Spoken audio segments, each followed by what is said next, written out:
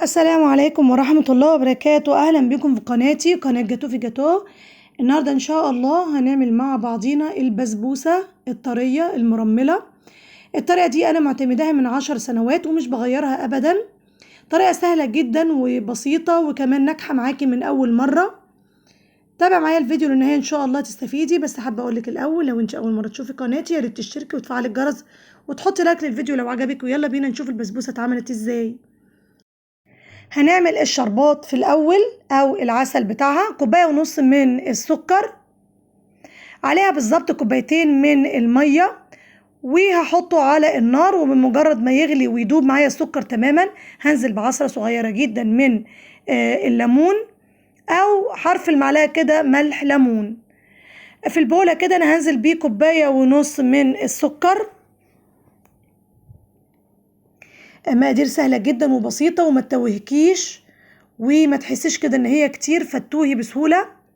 هننزل بكوباية واحدة بس من الحليب الساخن، وطبعا هقلب الحليب الساخن مع السكر لغاية ما يدوب السكر تماما. يعني انت مش هتنزلي بأي مقادير تانية خالص لغاية ما يدوب السكر تماما.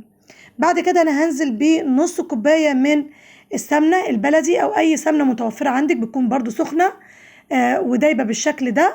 وبرضو مش هحط اي مكونات تانية غير لما تتوه الزبدة او السمنة تماما في خليط السكر والحليب. بعد كده هجيب ربع كوباية كده صغيرة من جوز الهند الناعم، او لو مش بتحب جوز الهند قوي ممكن تحطي معلقتين بس هو بتعزز الطعم وبتخليه كده دسم. اخر حاجه كده انا هنزل بصميد البسبوسه، بالظبط 3 كوبايات وتلت من صميد البسبوسه اللي هو بيكون بدون اضافات، يعني ما فيهوش ولا سكر ولا جوز هند. التلت الاخير دوت مش مليان قوي لان ما كانش متوفر عندي. بس انت هتتقيدي بالمقادير اللي انا بقولك عليها دي بالظبط، هي مقادير بالظبط مظبوطه. وان شاء الله هحط لك المقادير كلها في صندوق الوصف بالكوبايه وبالجرام. هي بالظبط 625 جرام، فتقريبا ما كانش عندي ال 25 جرام من السميد. هتجيبي كده صينيه مدهونه مقاس 30 وتفردي كده فيها. بعد طبعا ما تقلبي كده ايدك زي الشوكه، عشان الملحوظه دي مهمه جدا. مش هتعجني فيه كتير، يا دوبك انت بس تخلي المكونات تمتزج مع بعضيها وبعدين تجمعيها. ومتقلبيش كتير، يعني مش هنقلب كتير خالص. وهنفرد كده الخليط في الصينيه ونخبطه كده كام خبطة فيه على المطبخ تمام بالشكل ده لغاية بس ما تتساوى معايا الحروف. واحطه على اعلى درجة كده في الفرن في الوسط. وبمجرد ما الحروف بتاعته تحمر، انا اخر 5 دقايق هحمر الوش بتاعه واطلعه.